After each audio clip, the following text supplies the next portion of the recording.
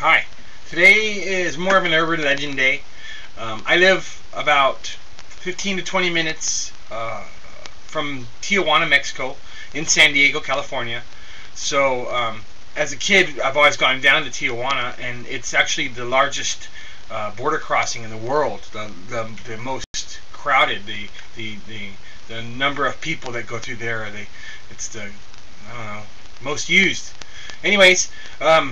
Today's urban legend is more of a story I was told as a kid, a reason to stick close to your parents while you're down in TJ, just to warn us to not, wander off while we're going to restaurants or on the boulevard looking at trinkets or whatever kind of clothing they're selling.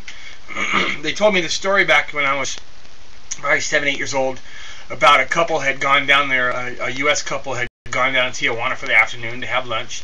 A man and a woman, husband and wife, and their infant child. Child couldn't have been more than 1 year old, and they were looking for trinkets on the little thoroughfare, on Revolution in the daytime when they sell all their little bracelets and their purses and their shoes. And somebody grabbed the baby. They didn't see this happen. They looked back, and the baby was gone from the stroller, and they freaked out. So they go and they tell the federales, the Mexican police, the Mexican officials, and the Mexican officials like, well, what do you want us to do? We'll go ahead and put a bulletin out, but it's going to be kind of hard to find a baby. So they come back over into the U.S. consulate and start telling the border patrol and the U.S. government, hey, my child's stolen.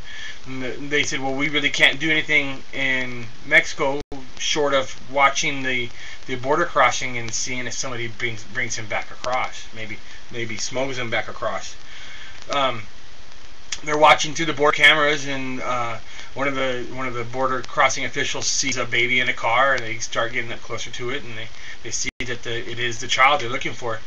And the people in the car are apprehended, and the child is taken and brought in custody, but it's very lethargic, very just, eyes are glazed and rolled in the back of the head. It's still alive, but come to find out, it had been grabbed by whatever drug,